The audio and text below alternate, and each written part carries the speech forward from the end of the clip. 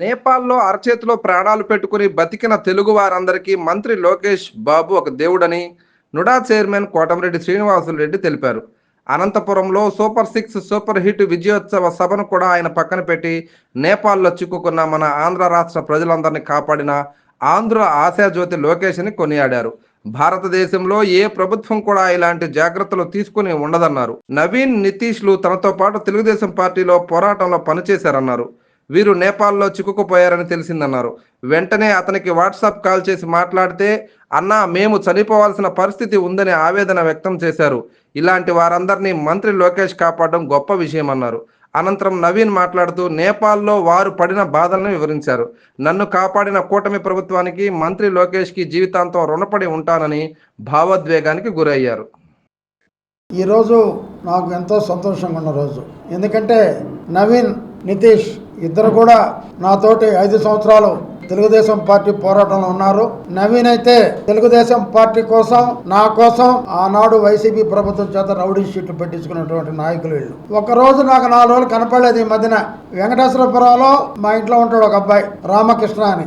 నవీన్ అన్న నేపాల్లో ఇరుక్కుపోయాడన్నా అన్నాడు. నవీన్ ఏంది నేపాల్ ఇరుక్కుపోయేది ఏంది, ఏంటి సంగతిని అడిగా. అక్కడ పశుపతినాథ్ అని ఈశ్వరుడు దేవస్థానం పోయారన్నా వీళ్ళందరూ అన్నారు. నేను ఇమ్మీడియట్ గా వాట్సాప్ కొట్టమన్నాను.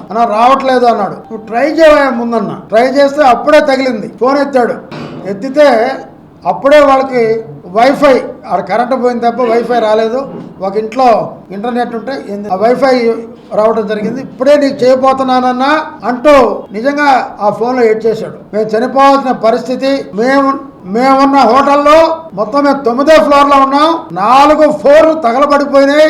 పైకి మంటలు రాకుండా మా అదృష్టం ఏంటంటే మధ్యలో స్విమ్మింగ్ పూల్ ఉండటం వల్ల మంటలు ఆగిపోయినాయి. అప్పుడు మేము తెలుసుకొని ఏంది వేడి అని చెప్పి చూస్తే మొత్తం మేము 8 మంది మెట్లు దిగి 9 అంతస్తులు కరెక్ట్ లేదు, లిఫ్ట్ లేదు, దిగి రావడం కిందకి జరిగింది. అప్పుడు ఆర్మీ వీళ్ళు ఆదుకొని, మరి వీళ్ళే భాష మాడారో వాళ్ళే భాష మాడారో నాకు తెలియదు. ఆర్మీ వీళ్ళకి రక్షణ ఇవ్వటం, పక్కనే విశాఖపట్నానికి చెందినటువంటి ఒక హోటల్ యజమాని వీళ్ళందరూ పిలిచి, మీరు ఇండియన్స్ మీరంతా మా హోటల్లో ఉండండి అని 300 మందికి ఆతిథ్యం ఇచ్చి వీళ్ళకి భోజనాలు పెట్టినటువంటి ఆ మహానుభావుడికి చేతులెత్తి నమస్కరిస్తున్నా. ఎందుకంటే వీళ్ళ కళ్ళ ముందే అక్కడ ఓలీ ప్రభుత్వం మంత్రిని చంపడం జరిగింది. వీళ్ళు చూస్తుంటేనే కొట్టి నదిలో వేశారు. వీళ్ళు ప్రాణాలు అరచేతిలో పెట్టుకున్నారు. నవీన్ అయితే బోర్న ఏడ్చాడు. సరే నవీన్, మీరు ధైర్యంగా ఉండండి, ఆంధ్ర హోటల్లో ఉన్నారు కదా.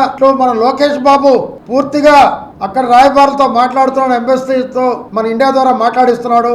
లోకేష్ బాబు, చంద్రబాబు గారు, కూటమి ప్రభుత్వం అదే ప్రయత్నంలో ఉంది అని చెప్పి ధైర్యం చెప్తే, లేదన్నా ఇప్పుడే మా హోటల్ యజమాని చెప్పాడు, రేపొద్దు 9:30కి మీకు బెంగళూరు ఫ్లైట్ ఉంది, ఆ ఫ్లైట్లో మీరు వెళ్ళొచ్చు అని చెప్పడం జరిగిందన్న. మేము వస్తున్నాము అంటూ ఏడుస్తూ చెప్పడం జరిగింది. నిజంగా నేపాల్లో అరచేతిలో ప్రాణాలు పెట్టుకొని బతికిన వీళ్ళందరికీ లోకేష్ బాబు ఒక దేవుడు అని చెప్పి నేను మనం చేస్తాను. ఎందుకంటే సూపర్ సిక్స్ మీద అనంతపురంలో జరిగిన సభ లక్షలాది మంది కూడా పక్కన పెట్టి మన ఆంధ్ర రాష్ట్ర ప్రజలు నేపాల్లో చిక్కుకున్నారు, వాళ్ళని రక్షించాలి అనేటటువంటి ఆయన అక్కడ హైదరాబాద్లో కూర్చొని కౌంటర్ పెట్టి అందరితో మాట్లాడుతూ, నేపాల్ ఎంబసీతో మాట్లాడుతూ, ఇండియన్ ఎంబసీతో మాట్లాడించి మా ఆంధ్రులకి, మా ఇండియన్స్ కి ఏమి జరగకూడదు అంటూ చేసినటువంటి ఒక ఆంధ్రుల ఆశాజ్యోతి లోకేష్ గారు. ఎందుకంటే ఇది నేను చెప్పడం కాదు, మా ప్రభుత్వాన్ని నేను మాట్లాడటం కాదు, ఈ భారతదేశంలో ఏ ప్రభుత్వం కూడా ఇంత జాగ్రత్తలు తీసుకున్న సందర్భం లేదు. ఒక చంద్రబాబు, లోకేష్ బాబు, కూటమి ప్రభుత్వం తప్ప. నిజంగా ఆడ అవినీతి మీద ఓలీ ప్రభుత్వం మీద చేసేటువంటి ఇళ్లలో ప్రజలు లేరు, మొత్తం రోడ్లోకి వచ్చారు. ఆ ప్రభుత్వం కనపడితే సోషల్ మీడియా బ్యాన్ చేసిన దానికి రోడ్ల మీదకి వచ్చి ప్రభుత్వాన్ని, మంత్రులను కానీ అందరూ తరిమి కొట్టడం జరిగింది. అంటే అవినీతి పట్ల ప్రజలు ఎంత వ్యతిరేక భావం చూపిస్తున్నారు అనేది మన కళ్ళకి స్పష్టం అవుతా ఉంది. ఆ ప్రాణాలు అరిచేతిలో పెట్టుకొని బయటపడే వాళ్ళలో మన నెల్లూరు జిల్లా సంబంధించిన వాళ్ళు 8 మందిలో వీళ్ళిద్దరు. మిగతాదంతా మా నవీన్ మాట్లాడతాడు. నిజంగా ఆలోచిస్తే నాకు ఒక ఆనందం. నా తమ్ముళ్ళు, నా కోసం, పార్టీ కోసం పోరాడిన నా తమ్ముళ్ళు మళ్ళీ తిరిగి వచ్చారంటే వాళ్ళని చూసి నిన్న సాయంత్రం అయితే నేను కలుసుకొని ఆనందపడ్డాను. ఇంటికి వస్తే నా ఆనందానికి అవధులు లేవు. అటువంటి నేపాల్లో ఇచ్చి బయటపడేదని చేసినటువంటి మా లోకేష్ బాబుకి, ఆంధ్రప్రదేశ్ యువకుల ఆశా జ్యోతి మా లోకేష్ బాబుకి, చంద్రబాబు నాయుడు గారికి, అదే రకంగా పవన్ కళ్యాణ్ గారికి, కూటమి ప్రభుత్వానికి ప్రత్యేక ధన్యవాదాలు తెలియజేస్తున్నాం. సెల్ అధికార ప్రతినిధి. మేము మొన్న 9వ తేదీ పశుపతినాథ్ గుడికి దర్శనం కోసం నేపాల్ కాఠ్మాండు చేరుకోవడం జరిగింది. 8 మంది స్నేహితులతో కలిసి మేము బెంగళూరు విమానాశ్రయం నుంచి నేపాల్కి చేరుకున్నాము. మేము చేరుకున్న రోజు అక్కడ ఏమీ లేదు, అంతా ప్రశాంతంగా ఉన్నది. ఆ రోజు రెస్ట్ తీసుకున్నాము. పక్క రోజు ఉదయాన్నే మేము టాప్ ఫ్లోర్లో ఉన్నటువంటి స్విమ్మింగ్ పూల్ దగ్గరికి వెళ్ళాం బ్రేక్ఫాస్ట్ చేయడానికి. ఆ వ్యూ చూడడం కోసం వెళ్ళడమే మాకు మా ప్రాణాలకి ఏ హాని జరగకుండా తిరిగి బయటికి రాగలిగాం. మేము టాప్ ఫ్లోర్లో ఉండబట్టి ఆ స్విమ్మింగ్ పూల్ వల్ల మంటలు పైదాకా రాకుండా దాదాపు 4th ఫ్లోర్ వరకు ఉన్న ఫర్నిచర్ కానీ కబోర్డ్స్ కానీ, మేమున్న హోటల్ హిల్టన్ హోటల్ని, అది అక్కడ ఎవరో పొలిటీషియన్స్ యొక్క హోటల్ అని, అక్కడ ఎవరో పొలిటీషియన్స్ ఉన్నారని అక్కడున్న ఆకతాయిలందరూ కూడా వాళ్ళ మీద దాడి చేయడం కోసం వచ్చి ఆ హోటల్ని తగలబెట్టడం జరిగింది. ఆ తగలబెట్టే పరిస్థితుల్లో అక్కడ ఉన్నటువంటి ఫర్నిచర్ కానీ, ఇక లోపల ఉన్నటువంటి సోఫాలు కానీ వగేరా వగేరా మొత్తం తగలబడిపోయాయి. ఆ క్రమంలో మేము ఎమర్జెన్సీ ఎగ్జిట్ ద్వారా, మెట్లున్నాయి స్టెప్స్, ఆ స్టెప్స్ ద్వారా 8 మంది అలా దిగి కిందకు వచ్చేసాం. కిందకు వచ్చి ఆ వీధిలో ఈ వీధిలో అంతా ఎటు చూసినా కూడా వేల సంఖ్యలో అందరూ అరుస్తూ బైకులు వేసుకొని రేస్ చేసుకుంటూ, తర్వాత టైర్లు ఇటువంటి ఏమైనా తగలబెట్టేస్తూ రోడ్లలో ఎటు పడితే అటు తిరుగుతూ ఉన్నారు. మేము భయంతో వీధులు తిరుగుతూ హోటల్ బబేరా అనే దగ్గరికి వెళ్ళాం. అక్కడికి వెళ్ళంగానే అది ఒక ఇండియన్ది. అతను మమ్మల్ని పిలిచి అప్పటికే గేట్లకు తాళాలు వేసేసి ఎవరిని లోపలికి రానియకుండా అక్కడికి ఆపేశాడు. కానీ అతను ఏం చేశాడంటే ఇండియన్స్ అని, ఆంధ్ర వాళ్ళమని, తెలుగు వాళ్ళమని లోపలికి పిలిచి మాకు షెల్టర్ ఇచ్చాడు. 3 రోజులు ఫుడ్ కానీ వాటర్ కానీ ఏ ఇబ్బంది లేకుండా, ఎటువంటి రూపాయి కూడా ఖర్చు లేకుండా మమ్మల్ని అందరినీ సేఫ్గా చూసుకున్నాడు. తర్వాత ఆ 3 రోజుల తర్వాత వైఫై కోసం అని చెప్పేసి కరెంట్ లేని పరిస్థితుల్లో పక్కన అటు ఇటు ఒక వీధిలో వెళ్ళి అడుగుతూ ఉంటే ఒక ఇంట్లో వైఫై ఉన్నింది, వాళ్ళ ఇంట్లో ఇన్వర్టర్ ఉన్నింది. వాళ్ళు వైఫై పాస్వర్డ్ చెప్పగానే నా వాట్సాప్లో ఆన్లైన్ అని రాగానే నేను సీనాన్నకి ఫోన్ చేద్దామనే ప్రయత్నంలో అది తీసుకున్నాను, ఎలాగోలా కాపాడాలి అని. ఈ ప్రయత్నంలో ఆయనే ఫోన్ చేశాడు మాకు. అప్పటికి ఎన్నిసార్లు నాకు ప్రయత్నిస్తున్నాడో, ఎన్ని రోజుల నుంచి నాకు ప్రయత్నిస్తున్నాడో నాకైతే తెలియదు.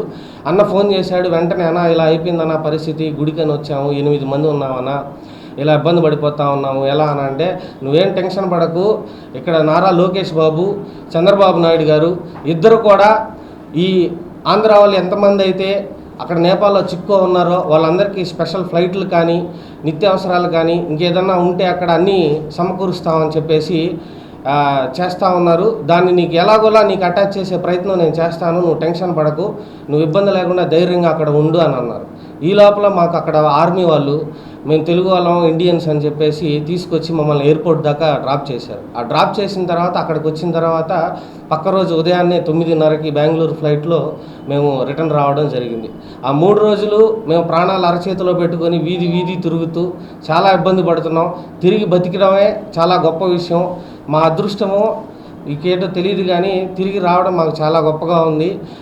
ఈ తిరిగి వచ్చిన దానికి కూటమి ప్రభుత్వానికి, నారా లోకేష్ గారికి, చంద్రబాబు నాయుడు గారికి, మేము 8 మందికి జీవితాంతం రుణపడి ఉంటాము. మేము ఈరోజు బతుకున్నామంటే ఈ కూటమి ప్రభుత్వం కారణం. ఒక కార్యకర్తగా కాదు, నేను ఈ ఆంధ్రప్రదేశ్ రాష్ట్రంలో తెలుగువాడిగా నేను అక్కడికి వెళ్ళిన పడిన బాధను కళ్ళారా చూశాను కాబట్టి ఇవన్నీ తెలుసుకొని ఈ ప్రభుత్వానికి నేను జీవితాంతం రుణపడి ఉంటానని చెప్పి ఈరోజు చెప్తా ఉన్నాను.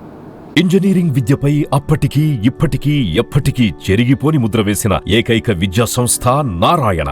రేపటి ప్రపంచాన్ని శాసించబోతోన్న AI టెక్నాలజీని అందిపుచ్చుకొని విద్యారంగంలో వస్తోన్న మార్పులకు అనుగుణంగా విద్యా విధానాన్ని మార్చుకుంటూ విద్యార్థుల్లో మేధోశక్తిని పెంపొందించేందుకు ప్రత్యేకమైన ప్రణాళికతో కోర్సులను అందిస్తోన్న అపూర్వ విద్యా సంస్థ నారాయణ. NAC మరియు NBA గుర్తింపు పొంది 27 సంవత్సరాల అనుభవంతో అత్యున్నత ప్రమాణాలతో ఇంజనీరింగ్ విద్యకు సరికొత్త దశ దిశ చూపుతున్నాయి నారాయణ ఇంజనీరింగ్ కళాశాలలు. అండర్ గ్రాడ్యుయేషన్ మరియు పోస్ట్ గ్రాడ్యుయేషన్ కోర్సులను అటానమస్ కరికులం ఆధారంగా అందిస్తూ 2024-25 విద్యా సంవత్సరంలో 50కి పైగా MNC కంపెనీలలో 600కు పైగా ఉద్యోగ అవకాశాలు పొంది మరియు వాటిలో అత్యధిక ప్యాకేజ్ 12 lakhs per annum సాధించిన ఘనత నారాయణదే. AICTE ద్వారా గుర్తింపు పొందిన idea labs, drones, 3D printer, Juniper network centre of excellence, robotics, IoT centre of excellence ల్యాబులు కలవు. అడ్మిషన్లకై సంప్రదించండి. నారాయణ ఇంజనీరింగ్ కళాశాలలు నెల్లూరు మరియు గూడూరు.